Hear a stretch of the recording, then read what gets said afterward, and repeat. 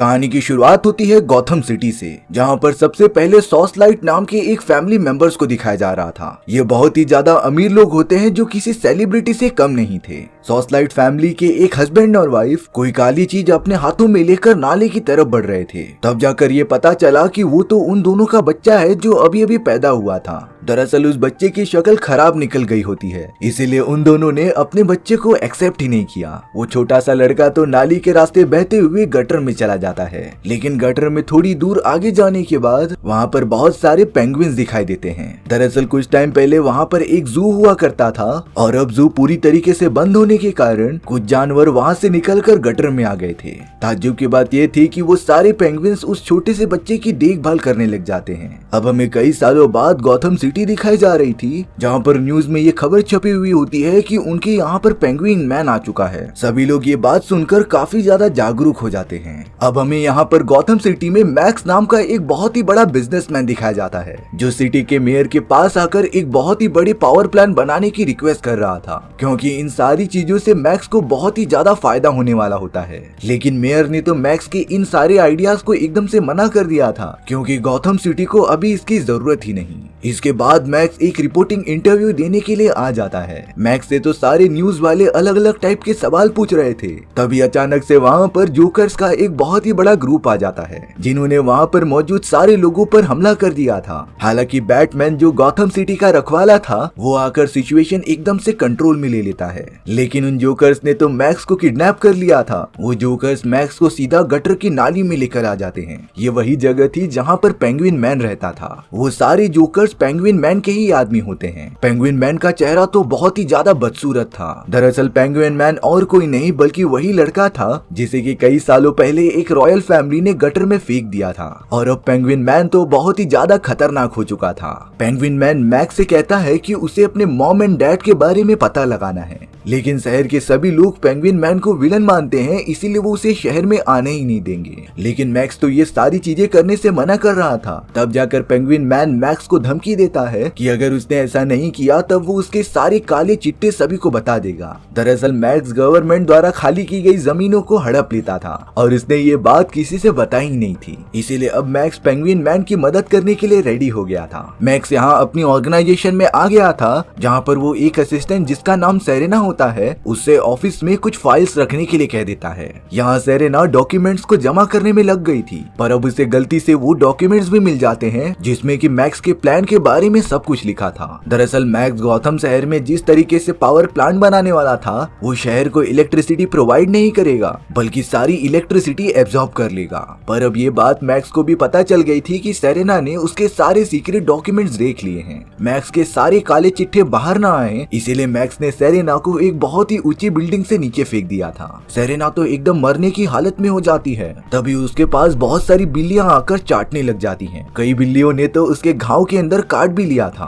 और अब अचानक से सेरेना एकदम से होश में आ जाती है। वो तो उठकर तुरंत अपने घर पर चली गई थी। सेरेना का बिहेवियर तो काफी अजीब लग रहा था। वो बहुत ही ज्यादा अजीब बिहेव करते ही जा रही होती है। सेरेना ने तो अपने सारे कपड़े खराब करना स्टार्ट कर दिए थे, और अब वो अपने लिए एक खास कलर का सूट बनाती है। अब अगले दिन हमें सिटी का मेयर सभी के सामने स्पीच देता हुआ दिखाया जाता है। तभी अचानक वहाँ पर एक बहुत ही बदमाश जोकर आ गया था, जो मेयर के बच्चे को किडनैप करके नाली में चला जाता है। तभी उस नाले में से जोकर की आवाज आती है कि पेंगुइन मैन मुझे छोड़ दो, अगर तुम्हें ये बच्चा चाहिए तो तुम इसे रख सकते हो। तब जाकर थोड़ी देर बाद पेंगुइन मैन मेयर के बच्चे को अपने साथ लेकर ऊपर आ गया था। दरअसल ये सारा प्लान पेंगुइन मैन का ही होता है। उसने जानबूझकर उस जोकर को मेयर का बच्चा चुराने के लिए कहा था, ताकि पेंगुइन मैन सभी लोगों की नजर में काफी अच्छा हो जाए। मेयर और बाकी सारे लोग पेंगुइन मैन के इस बिहेवियर की वजह से काफी ज्यादा खुश हो गए थे। पेंगुइन मैन तो मेयर से सिर्फ एक ही रिक्वेस्ट करता है कि उसे अपने मॉम एंड डैड के बारे में पता करना है। मेयर पेंगुइन मैन को ये सारी चीजें पता करने के लिए हेल्प कर देते हैं। पेंगुइन मैन को तो शहर के सारे लोगों के बारे में डॉक्यूमेंट्स मिल गए थे। उसे तो ये भी पता चल जाता है कि उसके मॉम एंड डैड कौन है, लेकिन अब काफी देर हो चुकी थी।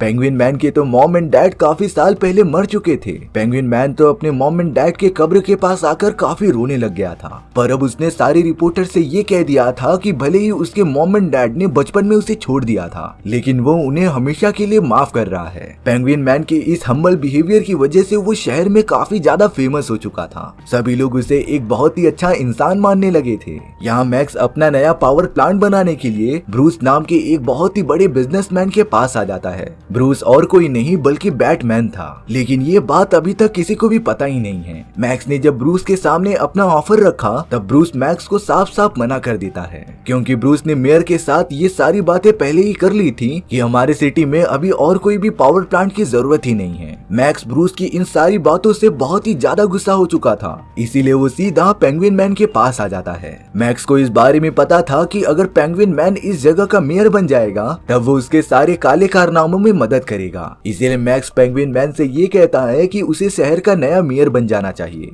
बहुत ज्यादा समझाने के बाद पेंगुइन मैन ये करने के लिए रेडी हो गया था। इसीलिए वो दोनों मिलकर ये डिसाइड करते हैं कि वो सब मेयर के खिलाफ बहुत ही बुरी बातें फैलाएंगे। पेंगुइन मैन तो अपने सारे लोगों से कहकर शहर में पूरा हंगामा मचाने लगता है। अलग अलग जगहों पर बहुत ही खतरनाक मिसाइल फायर करने की वजह से चारों तरफ धमाका हो गया था, लेकिन थोड़ी देर बाद ही बैटमैन वहाँ पर मदद करने के लिए आ जाता है। बैटमैन ने बहुत सारे दुश्मनों को खत्म कर दिया था, पर तभी उस जगह पर पहले से भी बड़ा एक धमाका हुआ जिसे कि कैट वॉमन ने किया था। कैट वॉमन और कोई नहीं बल्कि सेलेना होती है, जिससे कि बिल्लियों की काटने की वजह से पावर्स मिल गई थी। ये कंपनी मैक्स की होती है, इसीलिए कैट वॉमन यहाँ पर धमाका कर रही थी। पर अब कैट वॉमन बैटमैन के सामने आ जाती है। वो दोनों तो एक दूसरे को दुश्मन समझ के लड़ाई करने लगे थे, लेकिन बैटमैन उससे काफी ज्यादा ताकतवर होता है, इसीलिए उसने कैट वॉमन को उठाकर नीचे फेंक दिया था। यहाँ पेंगुइन मैन तो मौका देखकर वहाँ से पहले ही निकल चुका होता है। कैट वॉमन को इस बात का अंदाजा हो गया था कि अगर उसे मैक्स को मारना है तो उसे सबसे पहले बैटमैन को खत्म करना पड़ेगा, इसीलिए वो सीधा पेंगुइन मैन के पास चली जाती है, जहाँ पर कैट वॉमन कह रही थी कि उसे बैटमैन को मारना है। पेंगुइन मैन भी यही चाहता था कि बैटमैन मारा जाए, इसीलिए वो शहर के सारे टेलीविजन पर मेयर को चैलेंज करता है। पेंगुइन मैन कह रहा था कि अगर वो सबसे अच्छा मेयर है तब वो पवित्र क्रिसमस ट्री को वापस से जला कर दिखाए। यहाँ ब्रूस जो हमारा बैटमैन था वो भी ये सारी न्यूज देख रहा होता है। ब्रूस को ये अंदाजा हो गया था कि शायद से पेंगुइन मैन कोई चाल चल रहा है, इसीलिए कंफर्म करने के लिए ब्रूस उस जगह पर पहुंच गया था जहाँ पर फंक्शन होने वाला होता है। लेकिन ब्रूस को तो वहाँ पर सेरेना मिल चुकी थी, लेकिन ये बात अभी तक उन दोनों में से किसी को भी नहीं पता होती कि वही कैट वुमन और बैटमैन है। ब्रूस को फर्स्ट टाइम में ही सेरेना इतनी अच्छी लग रही थी कि वो उसे डिनर डेट के लिए अपने घर पर बुला लेता है। सेरेना भी इस बात के लिए तुरंत मान गई थी और अब वो दोनों ब्रूस के घर पर बहुत ही अच्छा टाइम स्पेंड कर रहे थे। कुछ देर बाद तो वो दोनों एक दूसरे के बहुत ही ज्यादा करीब आ जाते हैं। तभी टीवी पर न्यूज आ रही थी कि पेंगुइन मैन ने आइस प्रिंसेस को किडनैप कर लिया है। आइस प्रिंसेस मेयर की बेटी होती है। कैट वुमन और बैटमैन तो निकल पड़े थे अपने अपना काम करने के लिए। बैटमैन सीधा पहुंचता है आइस प्रिंसेस को बचाने के लिए, पर उस जगह पर तो कैट वुमन भी आ गई थी जिसने प्रिंसेस को पकड़ लिया होता है। कैट वुमन डायरेक्टली प्रिंसेस को लेकर छत पर चली गई थी, जो उसे एकदम किनारे पर छोड़ देती है। बैटमैन तो प्रिंसेस को बचाने के लिए आगे बढ़ ही रहा था, तभी पेंगुइन मैन ने प्रिंसेस के ऊपर बहुत सारे चमगादड़ छोड़ दिए थे, जिनसे डरने के कारण प्रिंसेस इतनी ऊंचाई से नीचे गिर गई थी। बैटमैन प्रिंसेस को बचा ही नहीं पाता। दुख की बात ये थी कि प्रिंसेस के नीचे गिरते ही उनकी जान चली गई थी। वहाँ पर तो बहुत सारे लोग मौजूद थे जो बिल्डिंग के ऊपर खड़े बैटमैन को देखकर ये सोच रहे होते हैं कि प्रिंसेस को बैटमैन ने ही मारा है। बैटमैन तो उन सारे लोगों से बचते हुए अपनी कार के पास आ गया था, पर जब वो अपनी कार चलाता है तब उसकी कार तो अचानक से आउट ऑफ कंट्रोल हो गई थी। तभी बैटमैन की स्क्रीन पर पेंगुइन मैन का मैसेज आता है, जो कह रहा था कि ये सारी चीजें मैंने की हैं। मैंने शहर वालों को बेवकूफ बनाकर तुम्हें उनकी नजरों में विलन बना दिया और अब मैं जो चाहूंगा शहर वाले वैसा ही करेंगे। कार एकदम से आउट ऑफ कंट्रोल होने की वजह से चारों तरफ तबाही मच रही थी। तभी बैटमैन के सिस्टम को ये आइडेंटिफाई हो जाता है कि पेंगुइन मैन ने कहां पर कंट्रोल वाला डिवाइस लगाया है।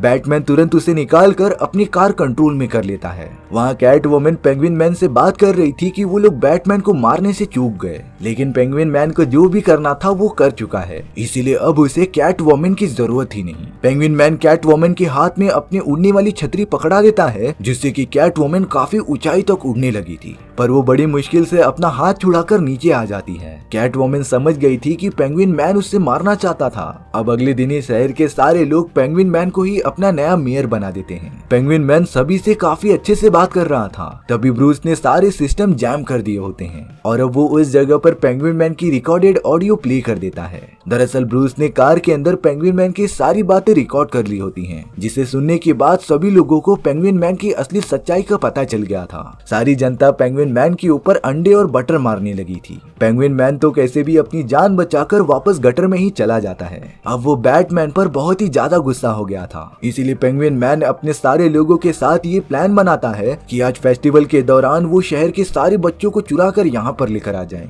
शहर में सभी लोग फेस्टिवल का जश्न मना रहे थे। तभी अचानक पेंगुइन मैन वहाँ पर आकर ये कह रहा था कि तुम सारे लोग जितने मजे करना चाहे कर लो। वहाँ तुम सबके बच्चे जो घर पर मौजूद थे वो सारे अब मेरे कब्जे में हैं। पेंगुइन मैन वहाँ से मैक्स को भी किडनैप करके अपने अड्डे पर लेकर आ जाता है। लेकिन पेंगुइन मैन को इस बात का जरा भी अंदाजा नहीं होता कि उसके प्लान पर पानी फिरने वाला है। पेंगुइन मैन को लग रहा था कि उसके सारे लोगों ने बच्चों को किडनैप करके एक जगह पर रख दिया है, लेकिन उसके कोई भी लोग वापस नहीं आते। सिर्फ एक छोटा सा बंदर उसके लिए एक लेटर लेकर आया था। ये लेटर और किसी का नहीं बल्कि बैटमैन का होता है। बैटमैन को पेंगुइन मैन के इस प्लान के बारे में पहले से ही पता था, इसीलिए उसने पेंगुइन मैन के सारे लोगों को मारकर बच्चों को छुड़ा लिया। पेंगुइन मैन का गुस्सा तो इस बार अलग ही लेवल पर चला गया था, इसीलिए अब वो अपने पास मौजूद सारे पेंगुइन्स के पीछे मिसाइल्स लगा देता है और उन सभी को एक रिमोट से कंट्रोल करते हुए यह आदेश दे देता है कि वो शहर में जाकर सब कुछ ब्लास्ट कर दें। सारे छोटे छोटे पेंगुइन्स एक साथ निकल पड़ते हैं शहर की तरफ,